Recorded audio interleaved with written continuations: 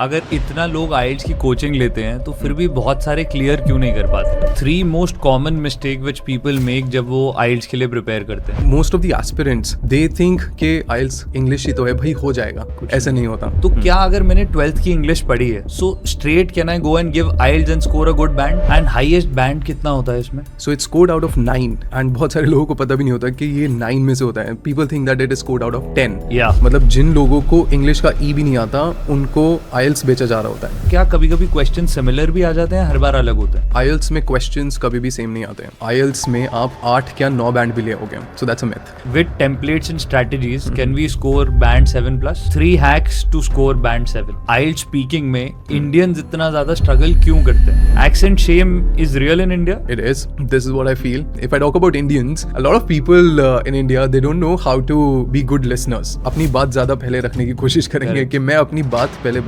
बता दूं, उसके बाद मैं सुनता रहूंगा, बट ऐसा होता नहीं है कभी। इंडियंस के साथ हमेशा ये है, हमें बिकॉज बचपन से यही सिखाया गया है, जितना ज़्यादा लिखोगे उतने मार्क्स आएंगे। और बैंड 5 और बैंड 7 में बहुत बड़ा डिफरेंस है। Yes, absolutely. क्या हर बंदा आइल्स क्लियर कर सकता है या ये रॉन्ग एक्सपेक्टेशन? ऐसी कोई 2-3 बड़ी फनी प्रोनाउंसिएशन मिस्टेक्स बता सकते हैं इंडियंस की? बहुत कॉमन मिस्टेक्स मैं बताता हूँ। गवर्नमेंट एक तो गवर्नमेंट नहीं, गवर्नमेंट ही होता है। नहीं गवर्नमेंट नहीं, गवर्नमेंट नहीं, गवर्नमेंट नहीं, गवर्नमेंट नहीं। That's not how you pronounce it. अगर एक एवरेज स्टूडेंट भी 20 मॉक टेस्ट देता है तो उसको पता चल जाएगा कि किस टाइप के क्वेश्चंस आते हैं।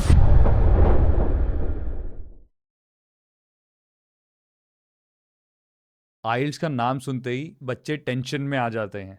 मॉक टेस्ट हो रहे हैं, कोचिंग हो रही है, लेकिन बैंड फिर भी रह जाता है। गलत स्ट्रैटेजीज, कॉमन मिसकंसेप्शंस और वन साइज फिट्स ऑल वाली अप्रोचेस बच्चों का कॉन्फिडेंस और पैसा सब कुछ बर्बाद कर देते हैं। आज के एपिसोड में हम आइल्स को प्रॉपरली डिकोड कर रहे हैं। आइल्स की मोस्ट कॉमन मिथ्स और मिस्टेक्स जो हर कोई करता है। आइल्स के लिए स्मार्टेस्ट तरीका प्रिपेयर करने का क्या है? आज हमारे साथ राहिल जफर हैं।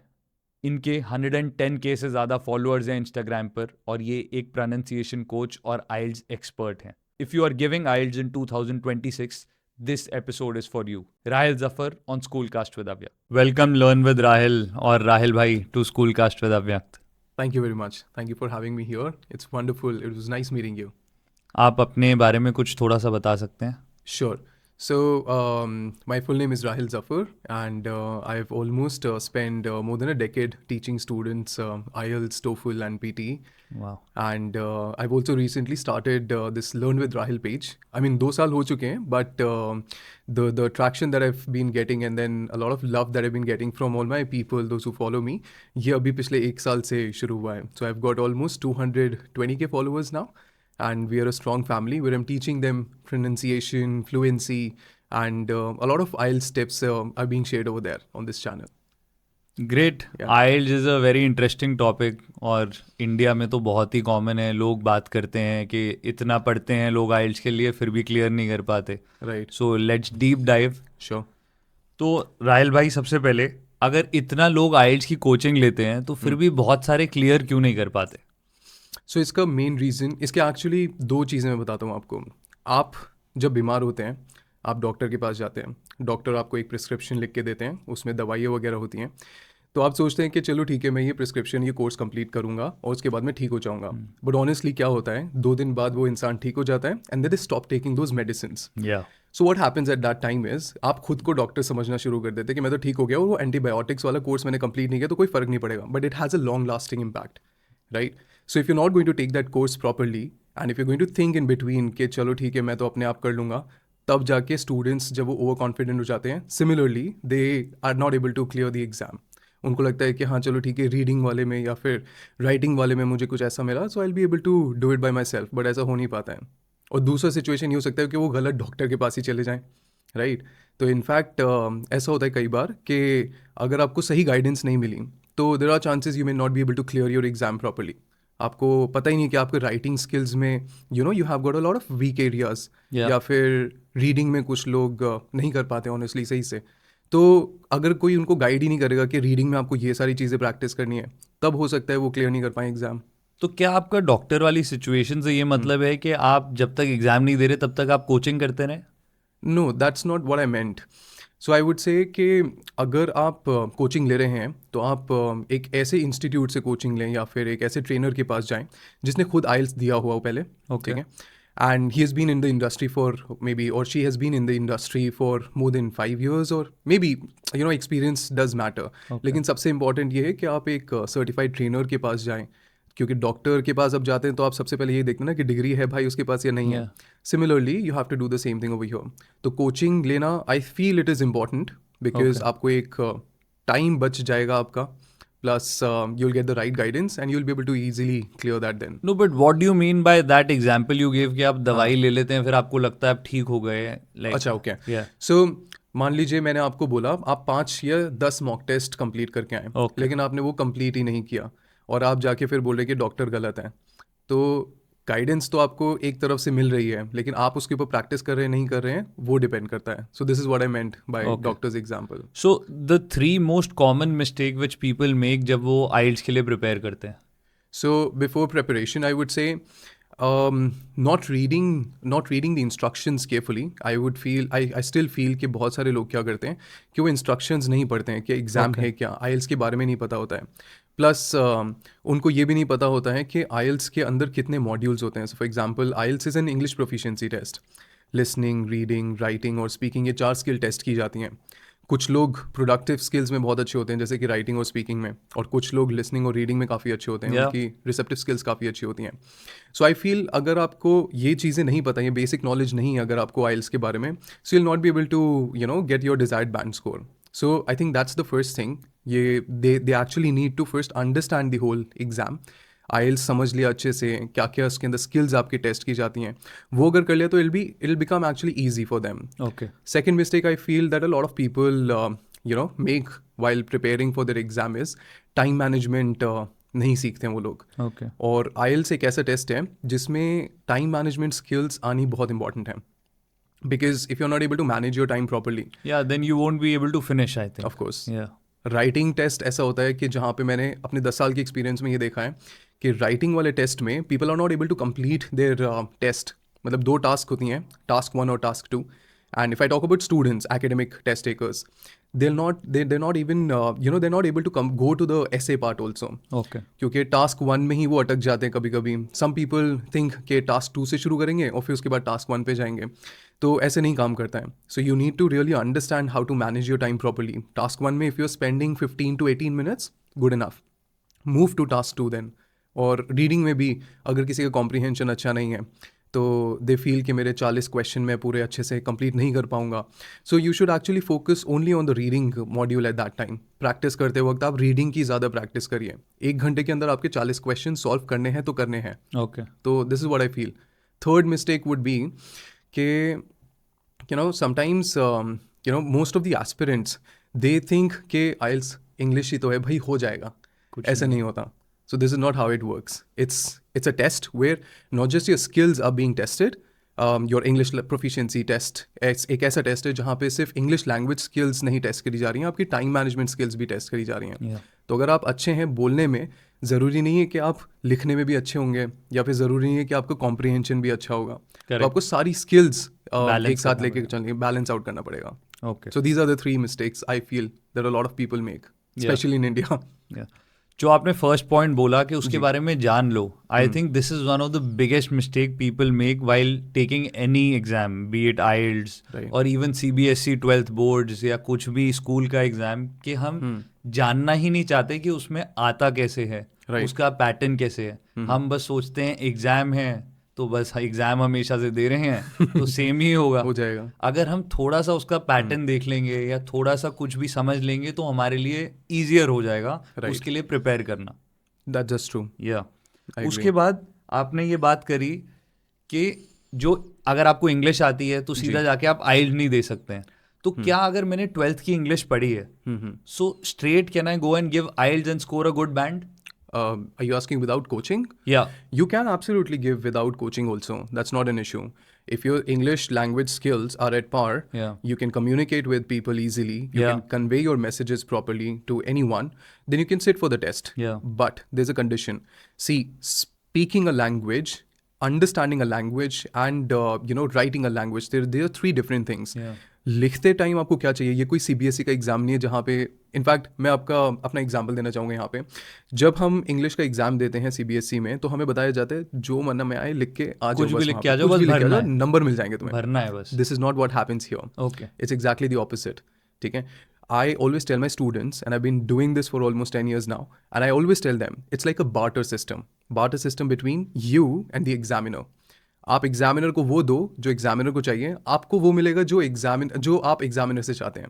तो फॉर एग्जाम्पल, आपको अगर एक बैंड 7 चाहिए अपने Yeah. ऐसे में, तो आपको वो बैंड 7 वाली क्वालिटीज़ दिखानी पड़ेंगी कि एग्जामिनर को आपसे उसमें कोई ग्रामेटिकल मिस्टेक्स नहीं चाहिए, आपको कोई स्पेलिंग मिस्टेक्स नहीं देनी है उसको। ठीक है, इनफैक्ट आपको variety of sentence structures use करके दिखाने हैं ताकि आपको वो बैंड 7 दे सकें। So it's like a barter system, this is what I always tell them. And highest band कितना होता है इसमें? So it's scored out of 9, and बहुत सारे लोगों को पता भी नहीं होता कि ये 9 में से होता है। People think that it is scored out of 10, या and this is what I think कि 9 क्यों होता है, because nobody can be perfect in any language. या ओके, एब्सोल्युटली। अदरवाइज वो 10 भी कर सकते इंग्लिश थे। हिंदी में 100 नहीं आते थे, अब तो Exactly. आप वो भी आ जाते अब हैं। तो आ जाते हैं। सो ऐसे ही एक और टेस्ट है PT, उसमें भी आपने सुना होगा PT scored out of 90, it's not scored out of 100। No, but I have also given IELTS, but मुझे Yeah, भी yeah. आज तक लगता था कि ये 10 में से ही होता है। See? या But yes, the highest is someone can get is 9, because वो 9 में से ही स्कोर होता है, and it's given on a band scale. Okay. So 9 is the maximum. Okay. Yeah. And you spoke about कि एक सेक्शन आप पहले कर सकते हैं, दूसरा, तो कोई इसका फॉर्मूला या कोई हैक है कि अगर मैं ये वाला सेक्शन पहले करूंगा तो ज़्यादा अच्छा रहेगा?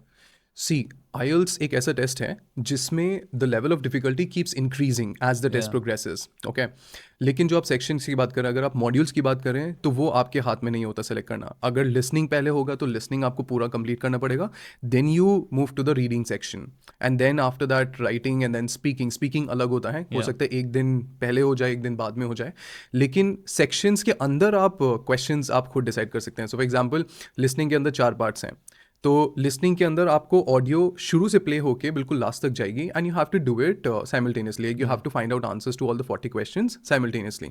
उसमें आप आगे पीछे नहीं कर सकते। रीडिंग में देयर इज एन ऑप्शन, अगर आपको सेक्शन 3 से, मतलब जैसे उसके अंदर 3 पार्ट्स हैं, Yeah. Passage number 1, passage number 2, passage number 3, you want to start from passage number 3, you can do that, Yeah. But there is no point. मतलब काफ़ी It's लोग the ऐसे, same, yeah. हाँ, it's not the same. I've seen in a lot of coaching institutes, क्योंकि मैं काफ़ी coaching institute में पढ़ा भी चुका हूँ। Yeah. In fact, I've trained a lot of trainers also. So what I've observed is कि sometimes what these teachers actually do, they ask students to start from passage number 3. या But it becomes a challenge for someone who is not at that level. मान लीजिए मैं band 5 पे पहले से अटका हुआ हूँ, तो मैं अपने आप को वो मेंटल एग्जॉस्शन नहीं दूंगा कि मैं डिफिकल्ट वाले पैसेज से पहले स्टार्ट करूँ, बाद Correct. में फिर ईजी पे Correct. जाऊँ। ऑपोजिट हो जाएगा, आपको वो इजी वाले क्वेश्चंस भी ऐसे लगने शुरू हो जाएंगे कि ये क्या दे दिया बहुत मुझे। मुश्किल है। So you start from easy, then you go to moderate, and then you go to the most difficult one. This is what it is, you know, this is how it is suppose to be done. तो बाकी आपकी personal choice है, जैसा आपका question था कि क्या मैं पैसेज 3 से स्टार्ट कर सकता हूँ, so you can do it. अगर आप Okay. You think that you capable enough, you can do it, not an end issue. While preparing, how Yeah. Do we decide the priority कि पहले reading पर जाऊं या पहले लिसनिंग का करूं, राइटिंग का करूं? नहीं, you can not choose that. तो वो लिसनिंग से स्टार्ट करेंगे। No, while preparing, if I am अच्छा, okay, while preparing for preparing. IELTS, तो मुझे किस पर ज़्यादा फोकस करना चाहिए? सी, सबसे पहले तो आपको एक डायग्नोस्टिक टेस्ट देना चाहिए। Okay. You first understand what are your weak areas and what are your strong areas. Yeah. ठीक है, क्योंकि यू नो स्टूडेंट्स को यही नहीं पता होता है कि मेरी राइटिंग स्किल्स अच्छी हैं या फिर मेरी रीडिंग स्किल्स अच्छी हैं या फिर मेरी लिसनिंग स्किल्स अच्छी हैं। वो कैसे पता चलेगा? When you take a diagnostic test. मान लीजिए आपको एक मॉक टेस्ट दिया गया, उसमें आपने पूरा फुल लेंथ मॉक टेस्ट दिया, आपको लगता था कि मेरी स्पीकिंग बहुत अच्छी है, लेकिन उसी में सबसे कम नंबर आए आपके, या right? So this is what I always do. I always take a diagnostic test just to understand the student's capability, and then I provide him like a tailored, training. Okay. And group classes जैसे भी होती हैं, so उसमें भी I categorize them कि अच्छा चलो ठीक है, इसमें ज़्यादा मेहनत करनी पड़ेगी, तो I categorize those students in this way. And किसी का अगर band 5 से नीचे, band 4 से नीचे अगर आता है, तो I don't take those students, honestly. So I'll tell you the reason why. वो इनफैक्ट मेरे ऊपर ज़्यादा मेहनत रहेगी, plus I will not be able to give the results. Why would I promise something कि आपका तो आ जाएगा, जैसे मतलब बहुत सारे लोग करते हैं ऐसा, I am not sure, I am not going to name them of course, but this happens. मतलब जिन लोगों को इंग्लिश का ई भी नहीं आता, उनको आइल्स बेचा जा रहा होता है, and I feel very, how would I describe it in two words, I mean unethical, I would just say that. आप उनको ये बोल सकते हो कि आप पहले स्पोकन इंग्लिश अपना फाउंडेशन स्ट्रॉन्ग करके आओ, बिकॉज आइल्स कोई भी नहीं दे सकता. इट्स नॉट अ टेस्ट के anyone is going to sit for the test and then going to clear the exam. ऐसा नहीं हो सकता. आपकी फाउंडेशन थोड़ी होनी चाहिए. एटलीस्ट आपको टेंसेस तो आने चाहिए. आपको कंपाउंड सेंटेंसेस, कॉम्प्लेक्स सेंटेंसेस ये बनाने आने चाहिए. बाकी तो फिर आप धीरे धीरे सीख ही लोगे ट्रेनिंग के दौरान. लेकिन अगर कोई बैंड 4 से नीचे आता है तो I don't entertain those students. I just simply tell them कि आप पहले 2-3 महीने स्पोकन इंग्लिश का कोई कोर्स कर लो, कहीं और से कर लो, मुझसे करना है मुझसे कर लो. So I tell them that and then you go for your IELTS preparation. I mean this is what this is how it actually should work. But ऐसा होता नहीं है कई जगह पे. I had a very funny listening or what is it called speaking experience IELTS का. जब interview होता है, आई थिंक वो आपको एक होटल में बुलाते हैं वहाँ पर. तो जब मेरा हो रहा था तो उन्होंने मुझे रैंडम कुछ सन या कुछ बोला उस पर बोलने के लिए, and I said something very very random. I don't even remember. I was laughing on myself a few days back and I thought I'll fail. But क्या उसका आपका जो बोल रहे हैं उसके लॉजिक डिपेंड करता है, या आप कैसे बोल रहे हैं सिर्फ इंग्लिश देखी जाती है? अगर इंग्लिश सही है और आप कुछ फालतू बात भी बोल रहे हैं तो भी चलता है? सी स्पीकिंग टेस्ट में होता क्या है, they'll give you a topic that you need to talk on and एक पैरामीटर होता है उसके अंदर, फ्लुएंसी एंड कोहेरेंस, जिस पे एग्जामिनर आपको चेक करता है. So coherence actually decides how logically are you presenting your ideas. ठीक है. लेकिन 3 पैरामीटर्स और हैं, जैसे कि आपका प्रोनाउंसिएशन हो गया, ठीक है, फिर आपकी ग्रामेटिकल रेंज एंड एक्यूरेसी हो गई, and then there is another factor your lexical resource which is your vocabulary. Okay. अब ये 3 में अगर आपने अच्छा स्कोर कर लिया, लेकिन आपने कोहेरेंस में आपने कुछ भी बोल के आ गए, मान लीजिए सन के ऊपर बोलना था, आपने मून भी बोल दिया, आपने अर्थ के बारे में और भी बहुत सारी चीज़ें बोली, बोला तो आपने, राइट. आपको प्रोनाउंसिएशन में मार्क्स मिलेंगे, आपको लेक्सिकल रिसोर्स में मार्क्स मिलेंगे, आपको उस तीसरे पैरामीटर भी में मार्क्स मिलेंगे. हो सकता है फ्लुएंसी कोहेरेंस में थोड़े से कम मार्क्स मिलें, but it's easy, it's doable. Okay. या So is it a skill game or a mindset game? I would say both. Okay. Yeah. क्योंकि एक चीज़ पे आप नज़रअंदाज करेंगे एक चीज़ को तो दूसरी नहीं हो पाएगी. बट हाँ, मैं ये बोलूँगा कि माइंडसेट आप अपना स्ट्रॉन्ग रखिए कि कोई भी टेस्ट अगर आप देने जा रहे हैं तो सबसे पहले तो आप प्रिपेयर करेंगे अपने आप को. So make sure that you have that mindset, you have that learning attitude, you're curious to learn, right. Because ये एक स्किल बेस्ड टेस्ट है, तो स्किल भी काम आएगी और आप उसको कैसे टैकल करते हैं सिचुएशंस को. काफ़ी सारे बच्चे एग्जाम एंग्जाइटी से बहुत डर जाते हैं, they are not able to deal with it properly. तो बहुत सारे फैक्टर्स हैं, तो that's why I said both these things are important. क्या इसके लिए भी कोई वेबसाइट होती है अगर किसी को जानना हो कि इसका कैसा पेपर डिज़ाइन होता है, ये सब जानने के लिए? Yes, there are so many websites. अभी तो it's flooded with all such websites. लेकिन अगर आप इंडिया में हैं तो आई वुड से IDP की जो ऑफिशियल वेबसाइट है, जहाँ से आप टेस्ट के लिए भी रजिस्टर करते हैं, आप वहाँ जाइए और वहाँ आपको बहुत सारी इन्फॉर्मेशन मिलेगी. You will get to read a lot of blogs, plus उन्होंने बहुत सारे मॉक टेस्ट और सैम्पल टेस्ट पेपर्स भी दिए हुए हैं वहाँ पे. In fact I still remember British Council ने भी अपनी वेबसाइट पे, ऑफिशियल वेबसाइट पे उन्होंने मॉक टेस्ट्स डाले हुए हैं. So sometimes I also ask my students to go to these websites and just have a look at all those mock test. So easily you can download all the information also. आपको IELTS के बारे में समझना है, आप वहाँ से समझ सकते हैं. बाकी I am pretty sure the audience is smart कि वो अपने आप बहुत सारी चीज़ें एक्सप्लोर कर सकती हैं. But these are the 2 credible and official resources that I've just mentioned. No, the problem is लोग कर सकते हैं एक्सपेरिमेंट और एक्सप्लोर, बट आजकल इंस्टाग्राम की हैबिट है कि राहिल भाई आ जाएंगे और हमें लिंक दे देंगे और हम कर लेंगे यूज़. हाँ, तो दे दिया मैंने. या तो इसके बाद अब हमने जो आप मॉक टेस्ट की बात करी जी, तो क्या अगर जब मैं भी प्रिपेयर कर रहा था तो हमें बोलते थे कि आप पिछले साल के सारे मॉक टेस्ट करके चले जाओ, प्रैक्टिस करते रहो, तो क्या कभी कभी क्वेश्चन सिमिलर भी आ जाते हैं, हर बार अलग होते हैं? IELTS में क्वेश्चंस कभी भी सेम नहीं आते हैं. Okay. So every time you sit for a test and आप ये टेस्ट कई बार दे सकते हैं, जितनी मर्जी, जितना आपकी पॉकेट अलाउ करती है आप दे सकते हैं.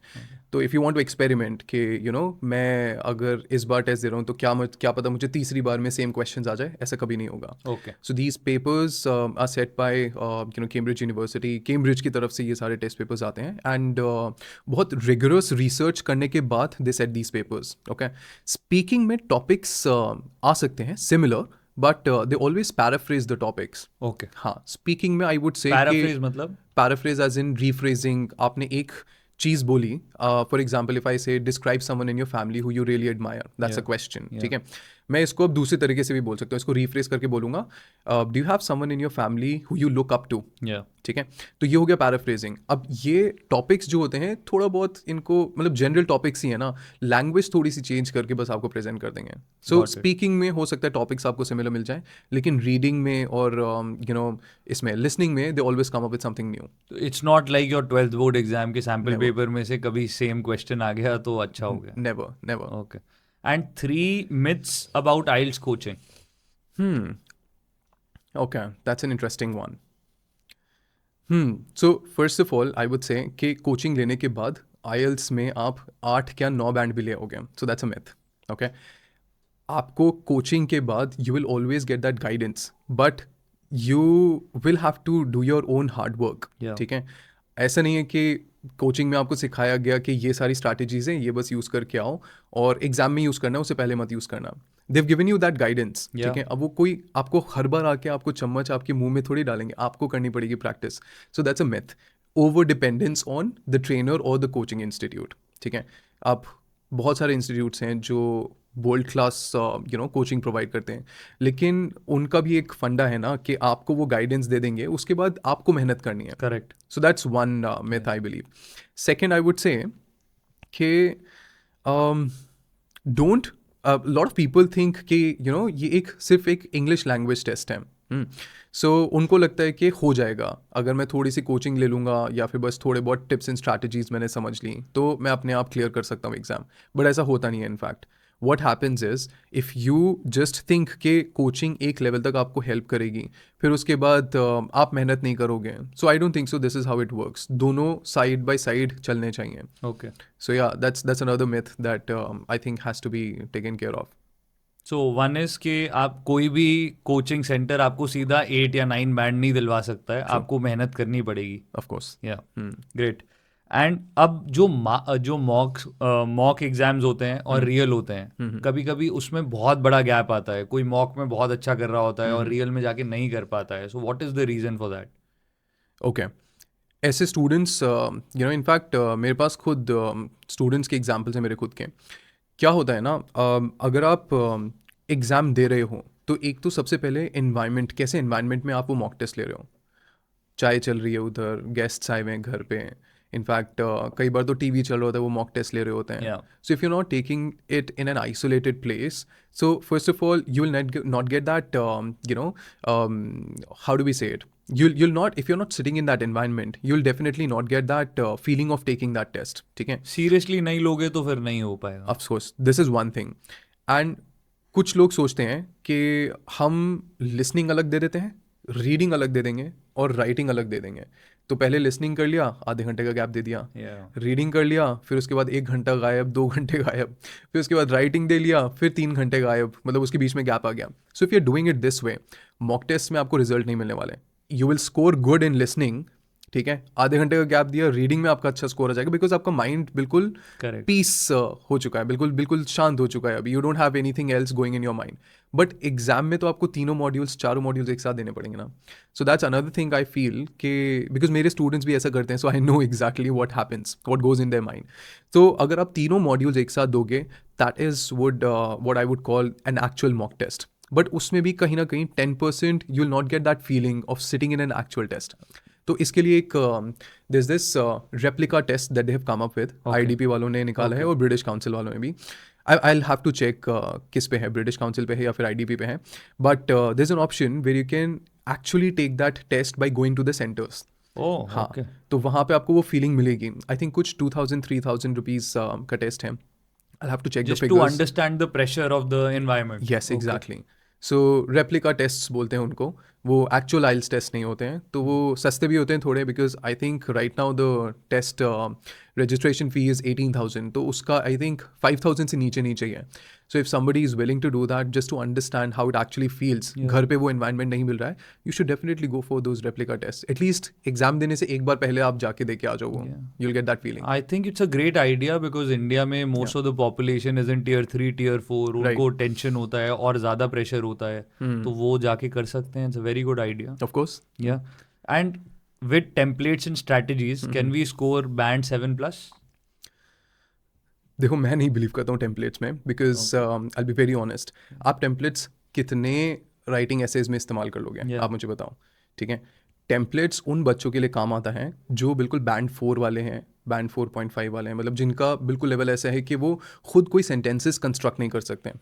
उनको आप बस वो टेम्पलेट सिखा दो, ठीक है, और फिर उनको बोलो कि, एंड उसमें भी आप बैंड 7 तक नहीं पहुंच सकते हैं, because there are different parameters that the examiner actually evaluates you on. ठीक है, ये बहुत कम स्टूडेंट्स के लिए काम करता है. आई थिंक नॉर्थ इंडिया में, I am not going to name the state, but ऐसा होता है कि आप अलग अलग एसेज के लिए, for example there are 5 different types of essay questions. ठीक है, आपका ओपिनियन बेस्ड हो गया, advantages disadvantages types of question हो गए, प्रॉब्लम सोल्यूशन हो गया, डिस्कशन ऐसे हो गया, और आपका 2-वे क्वेश्चंस होते हैं, double question essays, right.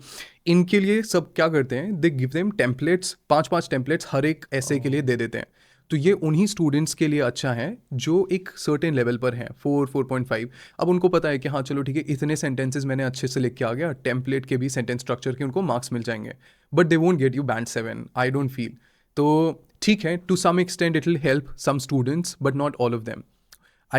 Why I don't use any templates is because I focus on improving their skills. Okay, so अगर उस बच्चे ने ये स्किल अभी इस 5 वीक्स की ट्रेनिंग में इन्हांस कर ली, तो वो स्किल उसको आगे भी काम आने वाली है.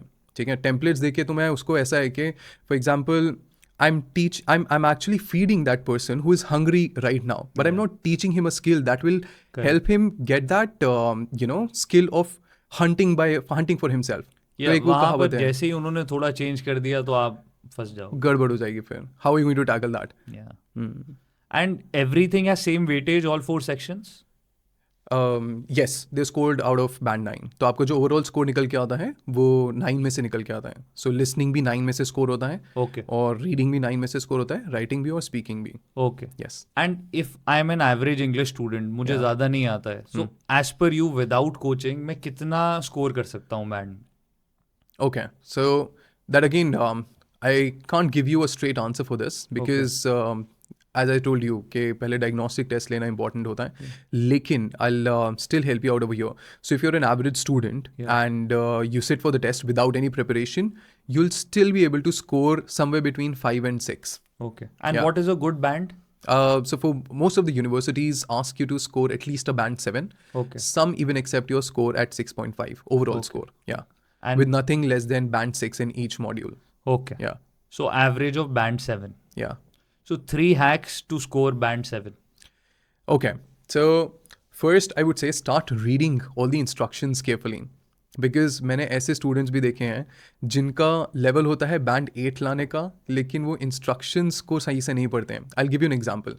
Listening में क्या होता है, they give you instruction like choose write no more than 1 word and or a word. ठीक है. अब इसमें मैंने अगर 2 वर्ड्स लिख दिए तो मेरे मार्क्स गए. Even if my 1 word is correct, one of those words is correct, लेकिन अगर मैंने 2 लिख दिए, चाहे वो आर्टिकल ही क्यों नहीं हो, द या फिर एन, तब भी मेरे मार्क्स कटेंगे. Okay. So reading instructions is very important to score band 7 and above. That's one tip.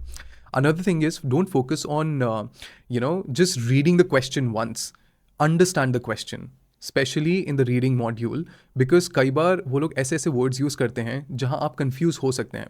And if you ignore those certain words, उनको मैं devil words बोलता हूँ, अगर वो इग्नोर कर दिए तो क्वेश्चन का मीनिंग बदल जाएगा, एंड इनफैक्ट आप जो आंसर ढूंढ रहे हैं वो भी चेंज हो जाएगा. So for example, let's say, which 2 things should the people not take on the work? Okay? अब वो not जो word है वो मैं खा गया, वो मैंने देखा ही नहीं, जल्दबाजी में मैंने वो पढ़ा ही Which नहीं. 2 things Should should a they person take on a walk? Yeah. अब मेरे जितने वो 4 ऑप्शंस हैं उसमें से एक ऑप्शन मुझे, अगर 5 ऑप्शंस दिए हुए हैं उसमें से मुझे 2 ऑप्शन चूज करने, तो मेरा आंसर तो ऑपोजिट हो जाएगा ना फिर. Yeah. So that's very important कि आप क्वेश्चंस अच्छे से समझें पहले. So spend at least 5 seconds to read the question twice और maybe thrice, and then you move on to the options. So that's tip number 2. Tip number 3 would be, this is specifically for writing. तो I would say कि writing में don't depend on using just one type of sentence structure. Okay. Okay, Example? For example बहुत सारे students को लगता है कि मैं सिर्फ और सिर्फ कॉम्प्लेक्स सेंटेंस यूज करके आऊँगा ना तो एग्जामिनर इंप्रेस हो जाएगा. ठीक है, that's not how it works. You need to use a variety of sentence structures. Compound sentence भी यूज करना है आपको, सिंपल सेंटेंस भी यूज करना है. If you can use conditionals, मतलब आप बता दोगे एक सबका? हाँ बिल्कुल. सिंपल सेंटेंस हो गया, आई am an actor, Yeah. Compound sentence हो गया where you use a conjunction and you bring in two independent clauses together. For example, I am an actor and I love Bollywood. Okay. तो आई am an actor एक simple sentence हो गया, दूसरा simple sentence हो गया आई love Bollywood, इसको मैंने जोड़ दिया एंड के साथ, कोऑर्डिनेटिंग कंजंक्शन के साथ, ठीक है, तो ये हो गया कंपाउंड सेंटेंस. कॉम्प्लेक्स सेंटेंस इसी से बना देता हूँ, ठीक है. I am an actor and I love Bollywood but my friend hates it. तो ये no wait, although I am an actor I do not watch a lot of movies and my friend hates it. ये हो गया complex sentence. तो although जो वाला वो था वो आपका डिपेंडेंट क्लॉज हो गया, फिर उसके अंदर एक इंडिपेंडेंट और एक और इंडिपेंडेंट क्लॉज आ गया. सो बेसिकली कॉम्प्लेक्स सेंटेंस है क्या, टू और more than two independent clauses and एक डिपेंडेंट क्लॉज उसके अंदर होना चाहिए. Okay. So that's how you make a complex sentence, Okay. Right. तो मैं ये बोलना चाह रहा हूँ कि आप सिर्फ और सिर्फ कॉम्प्लेक्स सेंटेंस मत यूज करके आओ, because you are not there to impress the examiner. Examiner को चाहिए आप variety of sentence structures use करो. ओके. Yeah. उसमें आप कंडीशनल सेंटेंसेस भी यूज़ कर लो, कंपाउंड, कॉम्प्लेक्स, ये भी बहुत सारे सेंटेंस स्ट्रक्चर्स होते हैं. So when you display that you have that skill, you are actually telling the examiner without even meeting him कि भाई मुझे ये सारी चीज़ें पता हैं already, and that is when the examiner will get impressed. उसको नहीं चाहिए कि आप सिर्फ कॉम्प्लेक्स चीज़ें दिखाओ उसको. ऐसी वोकैबलरी के साथ होता है. कई लोग सोचते हैं कि मैं हाई एंड वोकैबलरी यूज़ करके आऊँगा, फैंसी वर्ड्स यूज़ करके आऊँगा तो मुझे बहुत सारे मार्क्स मिलेंगे. ऐसा नहीं होता. You should be able to deliver your ideas clearly to the examiner. Show the variety basically. True. And YouTube versus offline coaching, which one is better? Offline coaching, Why? it saves you a lot of time. Okay. It saves you, you know, आप सोचोगे नहीं, YouTube पे आपको हर जगह इतने सारे creators हैं, हर platform पे, चाहे यूट्यूब हो चाहे इंस्टाग्राम हो, लेकिन वो एक अपना खुद का कोर्स बना के आपको नहीं देंगे. यूट्यूब पे you will always have to keep switching. Plus distraction बहुत है यार. There is a lot of distraction on YouTube and Instagram. आपने एक वीडियो तो देख लिया अच्छे से मन लगा के, अब दूसरे से लिंकिन पार्क की वो वीडियो आ रही है, घुस रही है उधर से, and then this automobile industry coming in, आपको कोई कार पसंद है, सो डिस्ट्रैक्शन लेवल जो है वो इंक्रीज हो जाता है.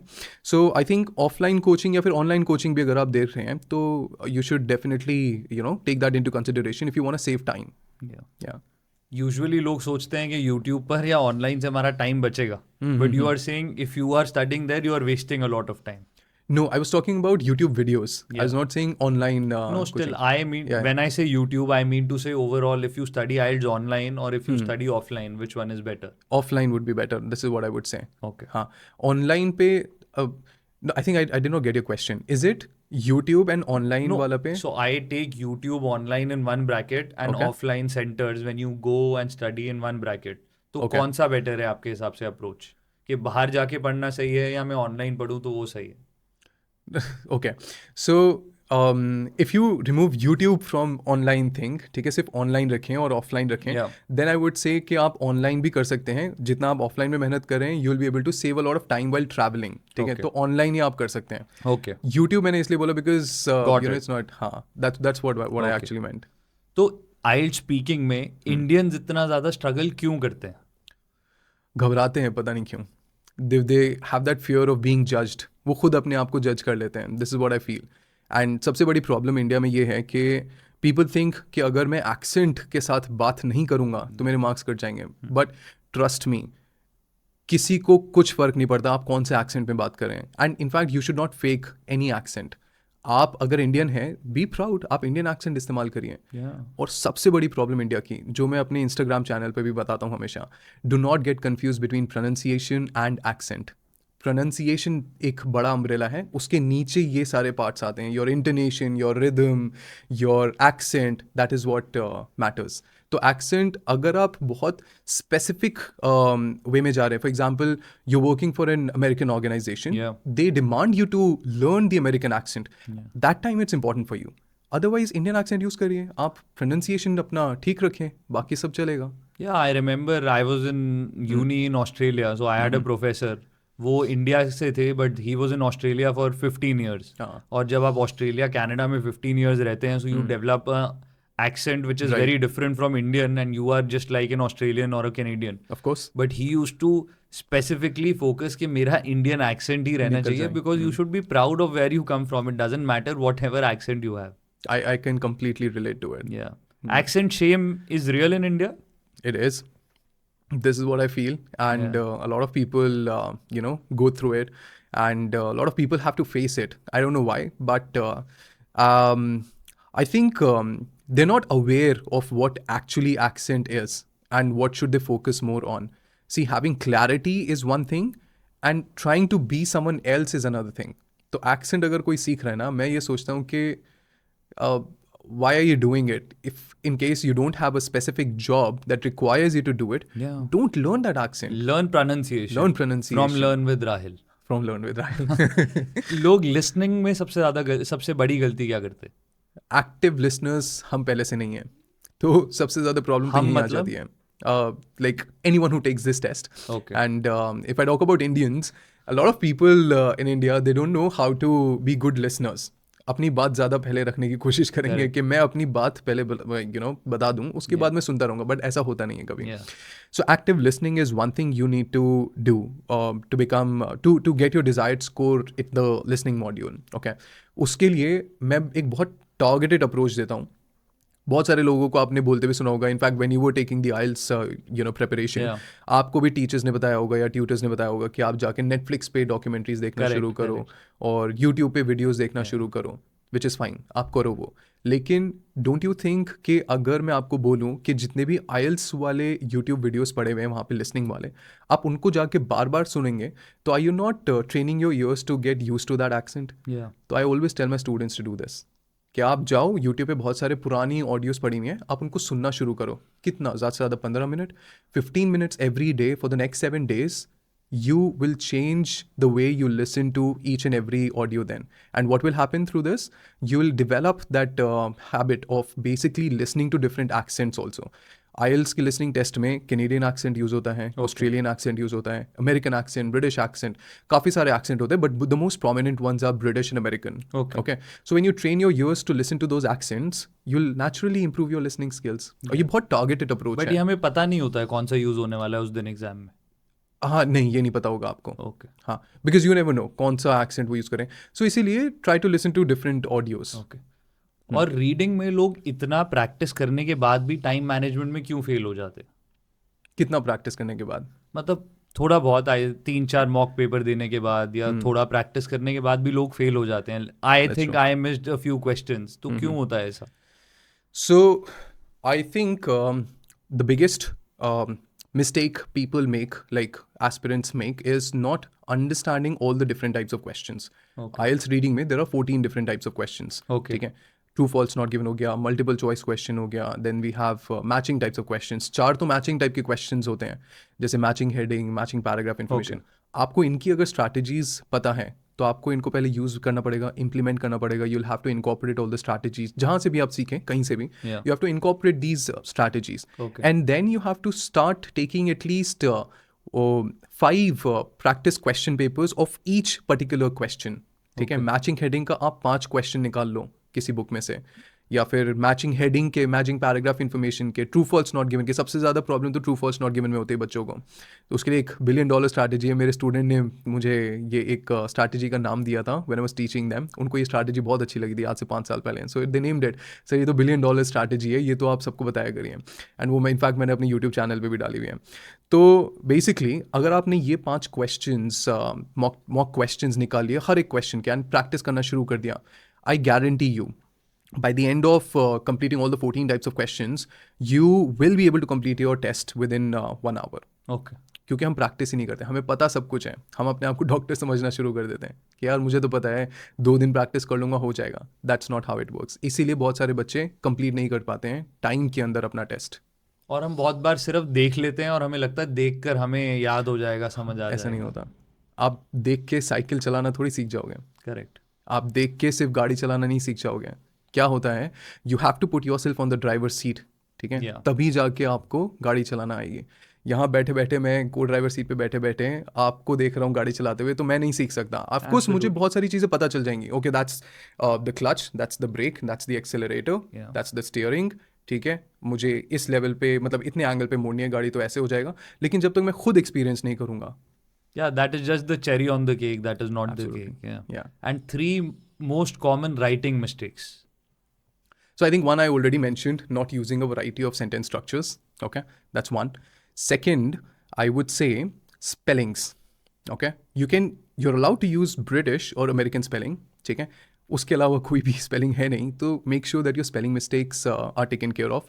You don't make those in your actual IELTS writing test. Okay. Now what happens is a lot of people think कि मैं बहुत ज़्यादा चीज़ें लिख के आऊँगा तो मुझे ज़्यादा मार्क्स मिलेंगे.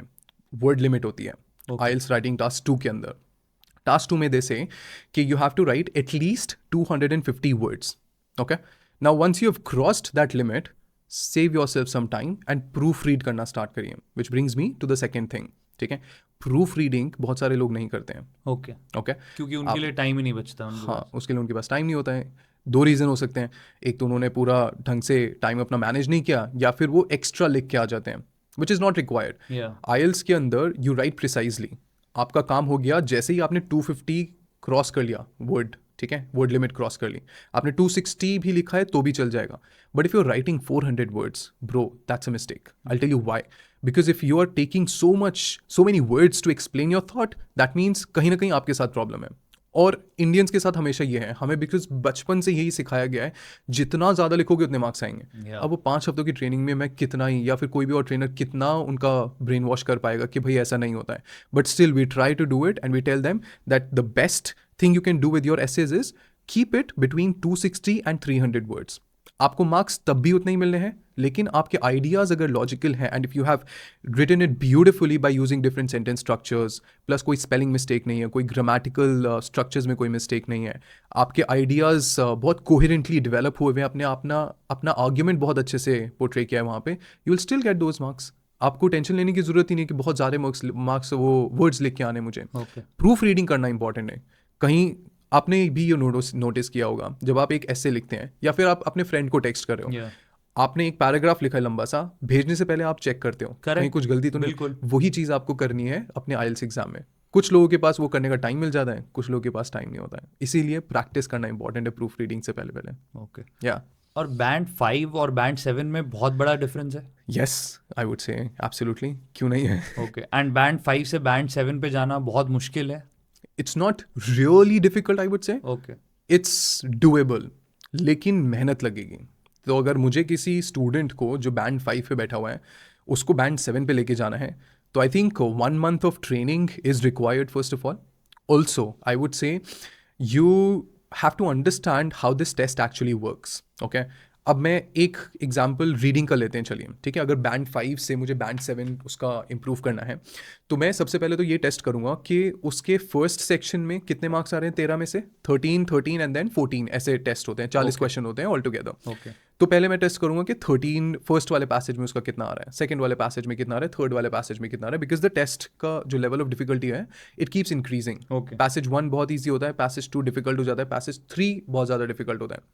अब वो बच्चा अगर 13 में से 5 नंबर भी पहले में नहीं लेके आ पा रहा है, तो कहीं ना कहीं वो बैंड 5 भी नहीं है. But if he is getting 7 band, trust me, वो आराम से अपना 7 को 13 भी ले जा सकता है फर्स्ट टेस्ट में ट्रेनिंग के बाद, Okay. After understanding all the strategies and everything. ठीक है. सेकेंड पैसेज में अगर वो 13 क्वेश्चंस में से let's say he is scoring around 6-7, ठीक है, he will still be able to get 12-13 आराम से, क्योंकि उतना डिफिकल्ट नहीं होता है. हाँ, पैसेज 3 में it gets a little challenging, तो वहाँ पे स्ट्रैटेजीज काम आएंगी. और it's a test where you should be able to understand how to and when to use that strategy. Okay. वो ज़्यादा इंपॉर्टेंट है यहाँ पे. मतलब ये स्ट्रेटेजिक एग्जाम है. Right, I would say that. Okay. तो स्ट्रैटेजीज के साथ आप आराम से you can improve your score. या एंड आप कितनी भी बार ले सकते हैं, आप ऑलरेडी बता चुके हैं कि आइल्स आप जितनी भी बार लीजिए अपना स्कोर हर बार इम्प्रूव कर सकते हैं. हो सकता है. और क्या हर बंदा आइल्स क्लियर कर सकता है या ये रॉन्ग एक्सपेक्टेशंस है? हर बंदा एज इन आप anyone who is planning to study abroad, उनका एक ड्रीम है कि हाँ बाहर जाके यूनिवर्सिटी में अपना करना है. जो भी आइल्स देने का सोचता है, क्या हर कोई क्लियर कर सकता है या ये रॉन्ग एक्सपेक्टेशन सेट? नहीं, they can do it. It's not really difficult. It's just that the right guidance should be there और प्रैक्टिस बहुत करनी पड़ेगी. That's what I feel. और स्टूडेंट्स का सबसे बड़ा सेल्फ सैबोटाज वाला हैबिट क्या होता है? कंपेयर करना, comparison. That's what I think. So comparison, I think ये बहुत जेनरिक सी चीज़ है, लेकिन बहुत ही अंडररेटेड है. Because if you start comparing things, then there's always something that is going to not work in your favor. So I think that is something people should not do, students should not do. Yeah. Coaching के साथ साथ और कौन सी habits हैं जो improve करनी चाहिए अच्छा बैंड लाने के लिए? तो ये ना चारों स्किल्स के लिए आपको कोई एक ऐसी चीज़ अपने एक ऐसी हैबिट डेवलप करनी चाहिए जहाँ पे आप लिसनिंग से you're being exposed to listening to different accents, चाहे वो यूट्यूब देख के करें या फिर वो नेटफ्लिक्स Movies देख के हो या करें, कुछ भी मूवीज़ देख के करें, वो कर सकते हैं। ये बहुत ही जेनेरिक है। और सबसे इम्पॉर्टेंट चीज़ ये आपको राइटिंग में भी हेल्प करेगी। सबसे इम्पॉर्टेंट चीज़ क्या है? रीडिंग। स्टार्ट रीडिंग, क्योंकि उससे क्या होगा, आप बहुत सारी स्किल्स एक साथ टारगेट कर रहे हैं, ठीक है? आप रीड करते करते, if you are reading out loud, you are trying to understand how you sound also, and आपको उसका वर्ड्स का प्रोनाउंसिएशन भी पता चलेगा। आप जब पढ़ रहे हैं तो आपको पता चलेगा कि ये वाला सेंटेंस स्ट्रक्चर है। जैसे मैंने आपको एग्जांपल दिया कॉम्प्लेक्स सेंटेंस का, Yeah. आपने जैसे ही ऑल्दो देखा, आपको पता लगेगा अच्छा ऑल्दो यहाँ पे ऐसे यूज़ होता है इस सेंटेंस में, Correct. वाइल ऐसे यूज़ होता है यहाँ पे इस सेंटेंस में। तो रीडिंग से आपकी राइटिंग स्किल भी इंप्रूव हो रही है। Yeah. ना when you are actually reading it out loud, आप कहीं अटक गए किसी वर्ड के ऊपर, मुझे उस वर्ड का प्रोनाउंसिएशन नहीं आता, जैसे कि you came across this word फ्लॉक्सिनोसिनिहिलिपिलिफिकेशन। तो ये एक ऐसा वर्ड है जो बहुत सारे लोगों को नहीं पता होगा। मुझे प्रोनाउंसिएशन पता है बिकॉज मैं प्रोनाउंसिएशन कोच हूँ, and I have worked on it to be able to understand the correct pronunciation and the meaning of the word. For example you come across certain words, आपको नहीं पता है, आप क्या करेंगे? सबसे पहले आप अपना मोबाइल चेक करेंगे, डिक्शनरी में इसका Yeah. वर्ड का मीनिंग देखेंगे, राइट? फिर उसका प्रोनाउंसिएशन भी चेक करते हैं। काफ़ी लोग नहीं करते but most of the people do.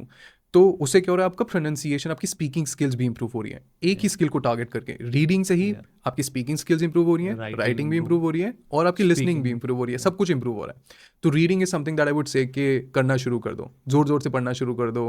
Newspaper पढ़ने को बोलते थे, जैसे हमारे माँ बाप, स्पेशली मेरे डैड मुझे बोलते थे कि न्यूज़पेपर जोर जोर से पढ़ा करो। तो I think I still remember back in 2009 2010 I used to read out an article from the Economic Times जोर जोर से, and that really helped me. मेरा वोकैबुलरी भी इंप्रूव हुआ, मेरा प्रोनाउंसिएशन भी उससे बहुत हद तक इंप्रूव हुआ, because I used to come across certain words and I felt कि हाँ, इसका प्रोनाउंसिएशन मुझे सीख लेना चाहिए, कभी किसी के सामने बेइज्जती हो गई तो। जो आपने अभी ये वर्ड बोला फ्लॉक्सी और आई डोंट नो, ये बहुत ही लंबा वर्ड था। तो Yeah. ऐसी कोई 2-3 बड़ी फनी प्रोनाउंसिएशन मिस्टेक्स बता सकते हैं इंडियंस की?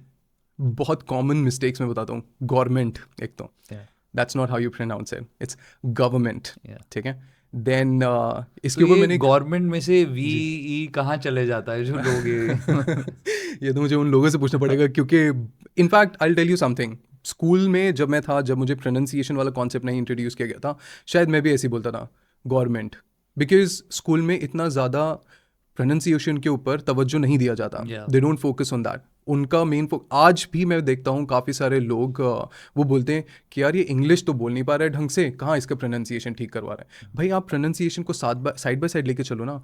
If you have to get into an MNC, if you really want to work in multinational company, आज के टाइम पे अगर आपके पास वो अच्छी प्रोनाउंसिएशन स्किल्स नहीं है, आपकी इंग्लिश कितनी भी अच्छी हो, आपको उस नज़र से नहीं देखा जाएगा। Yeah. So you have to be presentable, and the only way you can do it to be presentable is to have those good pronunciation skills. Okay. So this is what I feel. तो So एक तो one is government हो गया, government. हाँ, then development बोलते हैं या फिर development बोलते हैं, which is not correct. The correct pronunciation is development. Okay. Okay, because it's a stress timed language. आपको पता होना चाहिए कौन से syllable पे stress डालना है। तो अगर मैं बोलूँगा डेवलपमेंट समझ में आ रहा है लोगों को, विच इज़ फाइन। Yeah. आप इंडियंस के साथ बात करो, दैट्स फाइन। लेकिन let's say you are getting on an international call, right? And आप शाहरुख खान को भी देखिए, शशि थरूर को भी देखिए, क्यों इनको लोग पसंद करते हैं? उनके प्रोनाउंसिएशन की वजह से सबसे ज़्यादा। तो ऐसे तो इंग्लिश तो बहुत सारे लोग बोल रहे हैं ना, Correct. So many people are speaking English, Yeah. But जिनका अच्छा होता है प्रोनाउंसिएशन, लोग उनको ज़्यादा लाइक करते हैं, उनकी वीडियो ज़्यादा देखते हैं। बिल्कुल। तो आपने कभी शशि थरूर को डेवलपमेंट गवर्नमेंट देखते हुए नहीं सुना होगा, इसीलिए a lot of people actually are fans, ठीक है? उनको पसंद भी करते हैं। So that's second word. And एक बहुत कॉमन सा वर्ड है, इसके ना बहुत सारे प्रोनाउंसिएशन होते हैं। एक तो अमेरिकन प्रोनाउंसिएशन, ब्रिटिश प्रोनाउंसिएशन, और आजकल गूगल पे इंडियन प्रोनाउंसिएशन भी आ चुका है।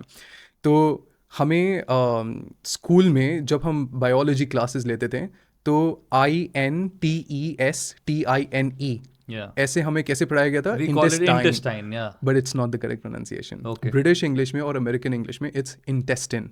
Intestine. Okay. Nobody's ever told me that. हाँ, और एक और ऐसा होता है, ये बोनस वर्ड आप ले लेना, इट्स इसोफेगस बोलते हैं ना, या Yeah. ओइसोफेगस बोलते हैं, Yeah. It's oesophagus. Esophagus. हाँ, you put stress on oesophagus. Okay. तो कितने सारे टर्म्स हैं आप देखो.